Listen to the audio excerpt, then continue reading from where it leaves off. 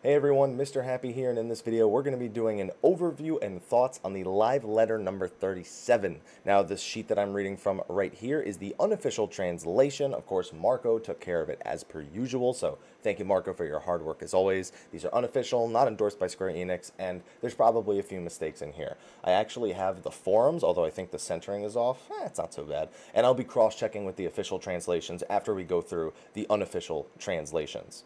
So live letter number 37 was mostly a Q&A about things like job balance changes and things that they're working on sort of that aren't directly 4.1 additions to the game. So it wasn't like a 4.1 preview of any kind. If you're expecting that, then you might as well turn the video off now. They started off with just a little bit of jibber jabber as they worked on the audio, but then they immediately got into a few of the early access issues, specifically talking about Raoban and apologizing for some of the server issues, but they've since made adjustments to the duty finder, and an issue like Raoban's shouldn't occur in the future. You know, fingers crossed, but I'll believe it when I see it. So the first question was immediately about I-270 strength accessories. What else can I say, right? That's the number one thing people are talking about right now, whether you're a tank or not a tank, people are talking about it. Very simply put, they are going to be adding strength to vitality accessories at level 70. It will not be as much strength as vitality, so there is room to melt even more, but they will be adding strength. So when you get an accessory upgrade, you should also be getting a damage upgrade. This means that all tanks pretty much are going to have the same health that they would have had before, and they'll be dealing some additional damage on top of that. Talking about tenacity a little bit, it's hard to really gauge the use of tenacity. For that reason, they couldn't make it too overpowered when it came to a parameter, but we may see adjustments to it at some point in the future. Then they started talking about the actual tank adjustments they're going to be making. Paladin, they agree, is too strong. It has a little bit too much damage output for how much utility it has. The only change that they really mentioned for Paladin is a slight nerf to the potency on Holy Spirit. On top of that, they're going to be making some adjustments to Warrior. For example, Shake It Off is going to have a brand new effect in 4.05.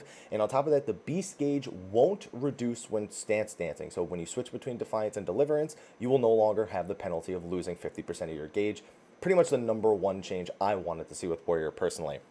I'm also seeing reports that Unchained and Inner Beast won't cost gauge. We'll cross-reference the forums after this to see if that was mentioned in the official translation. Dark Knight's also going to be getting some potency increases on their Dark Art skills, as well as the Soul Eater combo is going to be seeing some potency nerfs. They'll see if they have to wait until after Savage to make any other adjustments other than that. Moving on to healers, roll action. Somebody asked if they could have more than 5, and he's like, no. That kind of defeats the purpose of them. They also asked about ether flow and card effects not being displayed to party members like it used to be, because now they're displayed in the gauge. And they said in 4.1 it's going to display both in the job UI and in the party list, especially when communicating with another Astro. It can be kind of annoying when you can't see when the other one has like a balance pulled or something. Now, talking about the actual strength of the individual healers, Scholar, of course, was the center of attention here. Are there planned adjustments for Scholar? They said they're going to be giving Scholar back Miasma 2 to help with their AoE DPS a little bit. They will not be giving it to Summoner. It will be a Scholar-only AoE ability. They're also going to be adjusting the recast time for some abilities and making adjustments to ether flow overall. They're going to increase the range of some of their other skills and so on. They didn't tell us all the changes. They just gave us a few examples. Also, they mentioned Astrologian. They're going to be getting a new ability to discard spread cards. You used to be able to click those off on the buff list. You can't do that anymore. So if you don't like a spread effect, you're kind of stuck with it. So they're going to be adding a discard type skill strictly for the spread cards.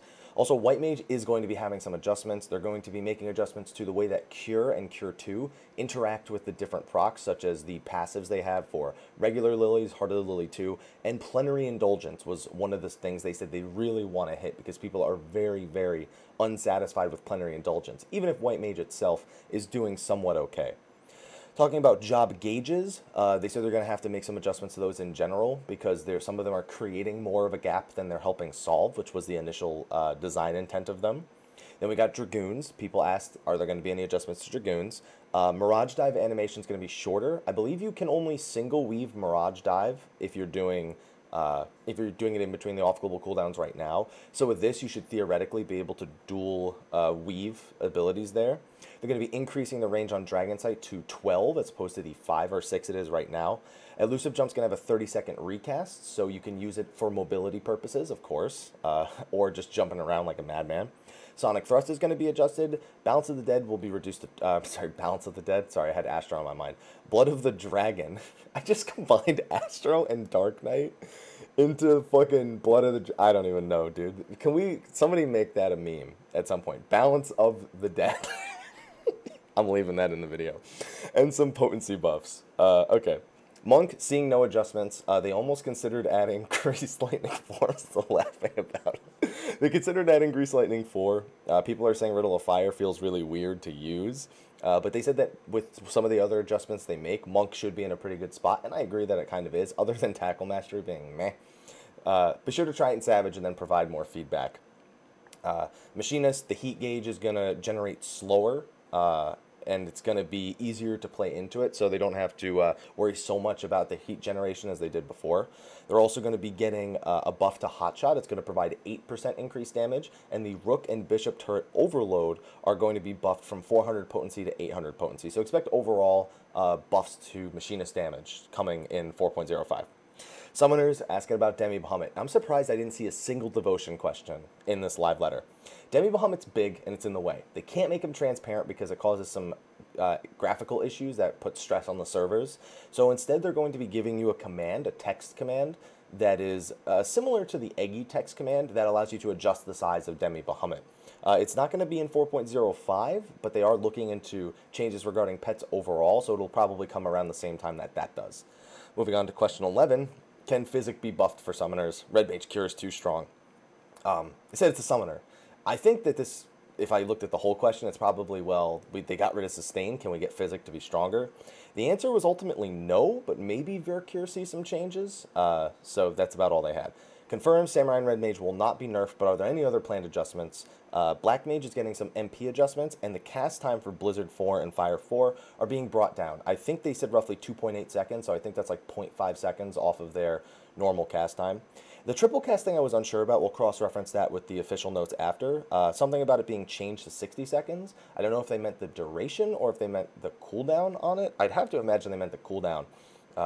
But I put both in the notes just in case. And there'll be even more job changes in 4.1, so don't think the job changes are done with 4.05. Some other changes, Ninja's a little bit strong, so they're going to see some nerfs. One that they named in particular was that Gust Slash will have its potency brought down slightly. It's because their utilities are so strong that they are considered to be one of the most powerful jobs in the game right now. Then talking about Sprint, people want it to be able to be used in towns like it used to be used before in towns. They said they might make some adjustments to it. They're not really 100% sure what they want to do yet. What else do we have here? PvP changes. Can you make it so that when you get EXP on the job you enter PvP on as opposed to the job you exit on? That would encourage players to enter on one job, but if they need to change jobs to like get another healer, another tank, they should be able to freely do so. They said it's pretty difficult, but they are working on a fix along those lines. Any adjustments for skills planned when you level sync? So this is more in line with earlier dungeons take too long. The low-level dungeons just take too long. They specifically, by name, mention Aurum Vale to be a dungeon that they might want to look to adjust because people just kind of leave it when they get it in the Duty Finder, or they just look to avoid it altogether. They're not going to be like giving them oversynced abilities or anything. They're going to make some adjustments to mobs such as the HP. We're getting 24-man raid roulette in 4.1. We kind of knew this already. You can also make alliances cross-server. They're also going to be making adjustments to Labyrinth of the Ancients so that you only need 1 tank per party instead of the 6 that it currently has. That being said, that they're not sure when that individual part will be ready. They're also going to be adding a rotation for the PvP roulette at some point, we don't know when, where it'll rotate mode. So like the roulette 1 week could be Shatter, the roulette 1 week could be Secure, etc., to encourage people to participate in the old modes more so than just Shatter or the newer modes. They asked about the question for Omega. They didn't really say too much. They just said that they're glad people enjoyed it and they had a lot of fun making it. However, they did comment on Super Savage, which will only be available after clearing the final fight in the Deltascape Savage. They said it's not necessarily a 5th encounter in Omega, but I've seen several reports of it being a brand new enemy. I kind of really want to check the official notes for that right now. But let me see. Yeah, it would probably be on page 2 because that I feel like is something I don't really feel like waiting to double check on. Let's see. Let's see. There's a rumor that there will be a V5. We did mention we'll prepare difficulty for those. However, this isn't V5. Yeah, see, I don't see mention of that. I've seen a lot of like translations on like Twitter and stuff talking about a new boss, but it's not part of Omega. So I don't know. Like I don't know. I'm just gonna say Super Savage. It could be a fight that already exists. It could be something new. I doubt it'll be something new, but we'll just have to wait and see. Also, a little bit of confirmation for difficulty on the Savage difficulty that comes out Tuesday. It will be mostly the same as Creator Savage, but the final fight, specifically the V4 in the Deltascape, the Savage mode of that will be more difficult than the content that was available in the Creator Savage. How difficult? We don't know. Maybe it's Midas, maybe it's something else. We don't know. Just harder than the Creator in general. Question 20. Can we get the sniper minigame and raid and dungeon content? No. That's it. Can we replay special events in the Awesome Step? I'm sure those of you know which instance I'm talking about. They don't want to just allow you to replay one, so they'd rather work on developing a system that allows you to replay any of them, which has been a long requested feature. Are there any plans to add Namazu minions or plushies? They actually refused to answer this. He just talked about Namazu for like 5 minutes. But we know that there's a Namazu minion that's going to be available in the Lost Canals of Uznair, which comes out on Tuesday along with Savage. Will there be more side stories in the Azim Step? Maybe. What's it called? They talk about the final boss, and it's reference to Final Fantasy V. The final boss of the main scenario quest, and it's reference to Final Fantasy V.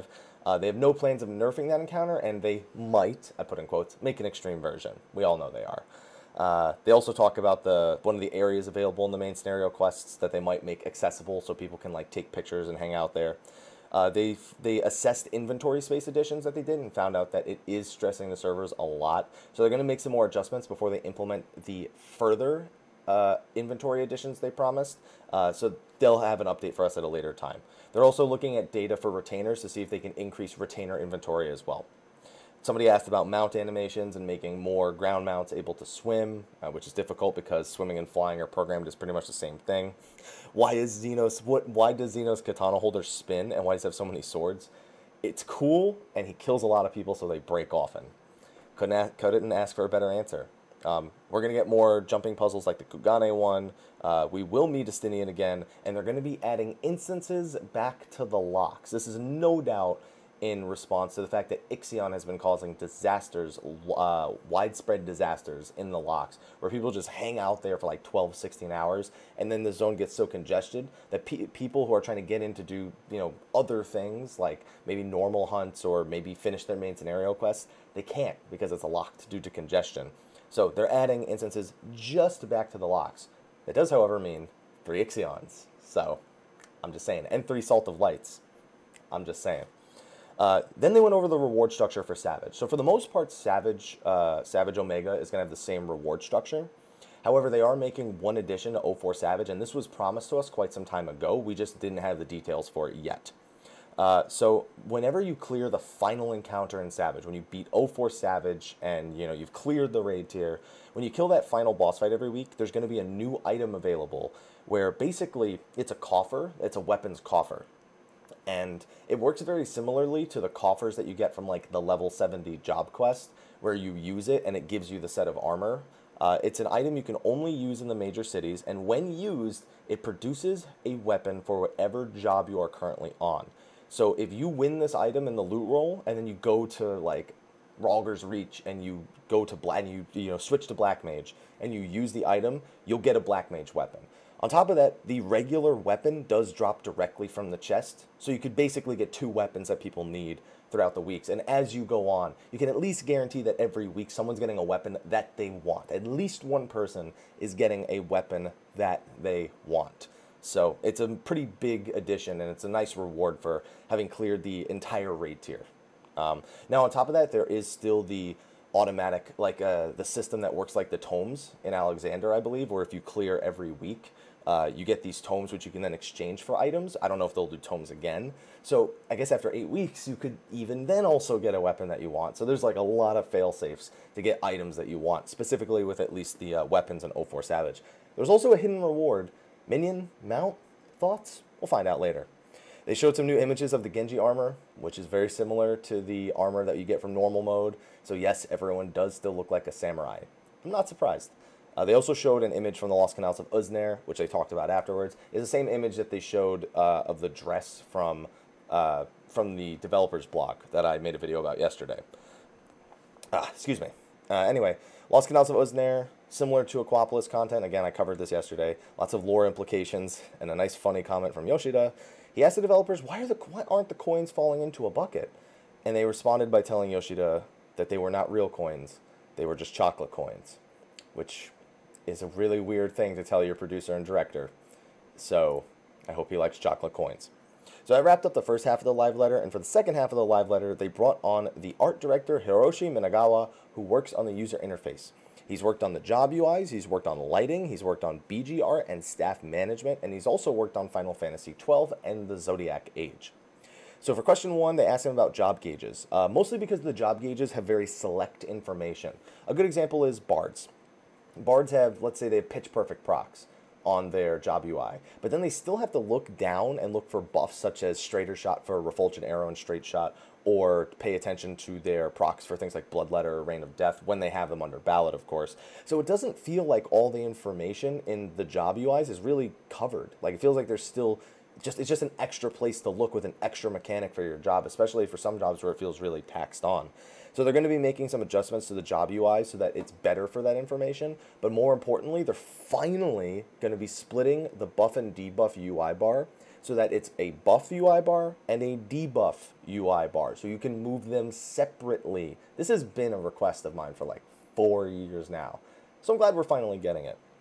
Also for the simple UI feature, the version that doesn't have the job gauges at all, I believe the simple UI feature is, they're planning it for 4.1, and they're also going to be adding the ability to adjust transparency of the UI elements.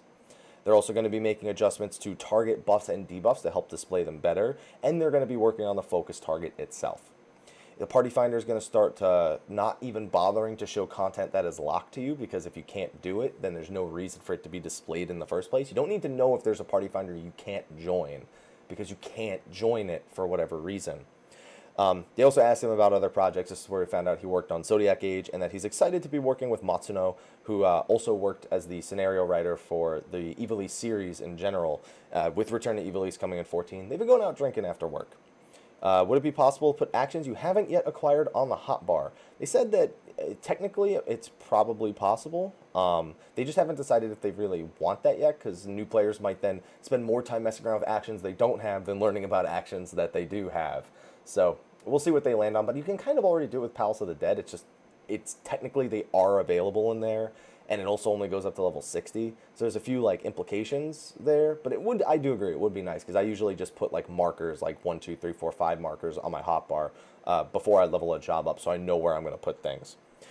Can we rearrange our link shell list? I want that badly. They're working on the cross-world link shells as opposed to the reordering of them, which, because there's so many system changes, maybe they could work this into that, but they want to focus on that first before they focus on this, if this even needs to be a focus after the new system is added. Can we change the size of NPC names? They said technically you could, or they could make it available, but it would change the size of every NPC, like text, marker, everything. So it would be hard to adjust them all individually. They're also apparently planning a revamp of the glamour system. One of the parts of it is that there's going to be a history list for your glamour, so you can see your previously used glamours. I fingers crossed hope that this is just the way transmog works in WoW, or like the way the book works in Guild Wars 2. Something. Anything but what we have now. It might actually glamour if it worked like that and not the way it works now. It'll only be available in certain locations that previously used glamour log, though. So maybe a closet in your room or something. Who knows? Also, they asked him what was his biggest failure and biggest success. He said when he was in college, he wasn't actually in college. He was telling his parents he was in college, but he was actually working part-time in the video game industry. And when his parents found out, they almost killed him. So good thing he's alive, or that would be murder. That would be bad. They also asked if the chat window can disappear when it's inactive, reappear when it's active, which is definitely possible to do, and I would like it, so hopefully. Talked about working on the region maps for 2.0 through 4.0 and the differences between them. Asked about lodestone updates and news in the game itself. They said if you're okay with them adding just a web browser in the game, it would be possible to do. Otherwise, they would have to make new UI, and that's very stressful in the system. And finally, does he want to implement any VR? And the UI director personally said he does. After that, we had announcements. We had the reminder of the orchestra concert, which they added an additional performance for. If you're going to be in Japan at that time, the pre-sale starts next Saturday, July 22nd. The orchestra mini album, the album that's being made from that concert, they're doing two of them. They're doing a standard CD format for some of the songs that released in September, and then later they're going to do a Blu-ray version with every song, and it will be sold outside Japan. They're also rearing up for their 4-year anniversary stream. It's going to be starting September 1st, which is very different than our usual August 27th. They want to do it on the 1st instead of the 27th, or more so they have to do it, due to other conventions and events that Yoshida is traveling for. So they have to wait till after he gets back before they do the 14-hour anniversary broadcast. No mention of the Rising yet, but I have to imagine they'll do it, you know what I mean? Also, they're releasing an official Stormblood guide for Disciples of War Magic and Dungeons in Japan only. It's going to have tips and guides on the different jobs, their job gauges, and of course the layouts of the dungeons and whatnot. It's going to be on sale September 8th, and of course will only have content up to when it's released. Eorzea Cafe is having its 3-year anniversary, so they're going to have new menu items and placements based on the Wondrous Tales in Akihabara and Osaka. And on top of that, they're reopening the Yokohama branch for a limited time during those days as well. Pre-orders for the plush cushion for the Fat Chocobo start Tuesday, July 25th, will be available globally, and they're about $50 US each. They're also working. They're also going to be doing a couple of new publications. Final Fantasy Lost Stranger is a monthly shonen gangan, which I'm totally not pronouncing right, which is written by someone who played both Final Fantasy 11 and 14. It's not just like a fanfic or something like that. It's just not written by Square Enix staff. It's written by someone who's a Final Fantasy fan who is also generally a writer in the first place. To be clear, they didn't just grab some dude on the forums and be like, yo, can you make a fanfic real quick and we'll sell it? And it's set in the Final Fantasy universe in general, not just Final Fantasy 14. So there's a lot of different elements laid out throughout all the games. There's also going to be a new Dengeki light novel. I don't know the name. It went too fast for me to see. And these are being released to celebrate the 30th anniversary of Final Fantasy.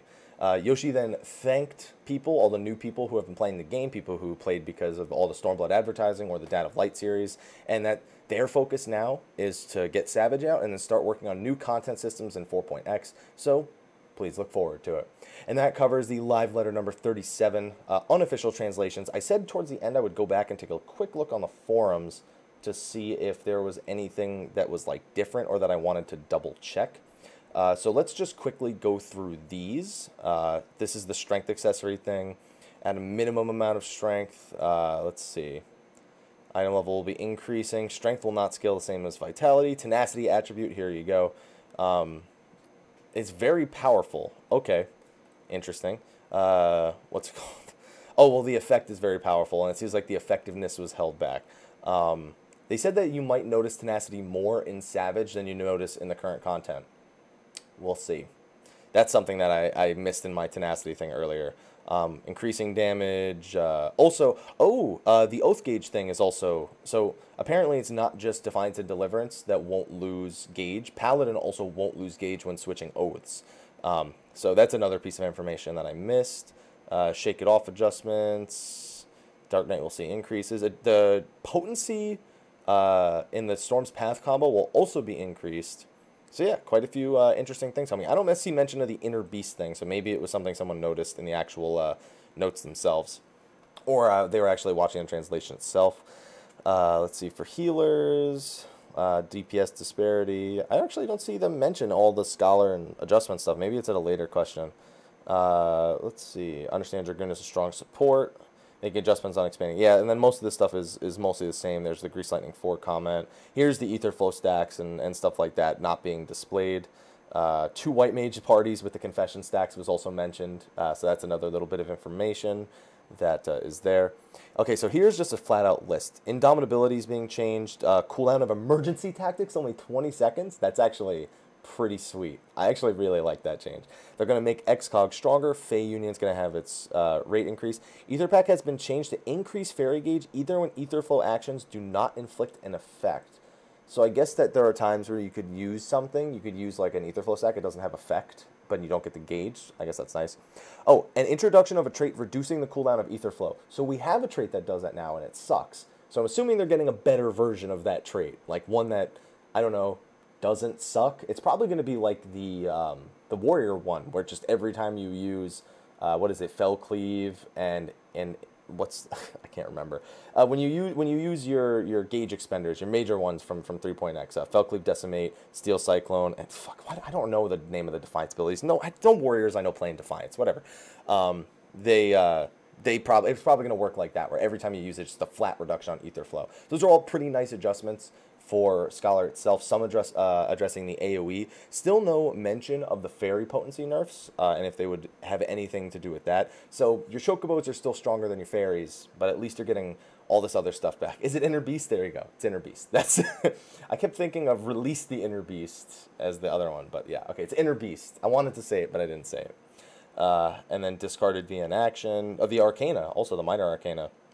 And Plenary Indulgence will see major adjustments. Good, that's a little bit more clear at the very least. This is the thing about the size of Demi Bahamut, but it won't be for 4.05. Then here is Sustain, why they removed it, because there were too many actions. But they're going to discuss it with the dev team about the idea of returning Sustain if possible. So there you go. And then they just talk about that. Other job adjustments. MP cost of foul has been removed altogether. Recast, so it is the cooldown of triple cast that was reduced to 60 seconds. And this was only a 0.2 second off, but it's still less. It's still a lower cast time.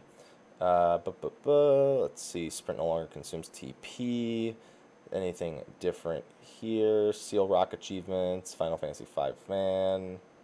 Okay, I think that's going to cover the major differences here of what we were, lost a lot of my playtime. Yeah. Showdown, finalize number of slots. I think that was all the major things. Now it's going to be mostly about the other stuff that I feel like we got all the information on. Yeah, okay. Just wanted to make sure real quick before I wrap things up. Okay, on that note though, that's going to be a wrap for this this video. We covered all the unofficial and official translations of the live letter number 37. Thank you for watching this video. Be sure to like, favorite, subscribe, and share, and stay tuned, obviously, with Savage coming out next week in the Lost Canals of Uznair. Plus, I'm still working on some Final Fantasy XII stuff. We still have a lot of content to go. I will see you guys in the next video. I'm going to hang out with my Twitch chat for a few minutes, and until next time, take care. Alright, I'm good, guys. I didn't even mention that I'm not actually fucking using the green screen, but I don't care. What's going on, Layla? How you doing?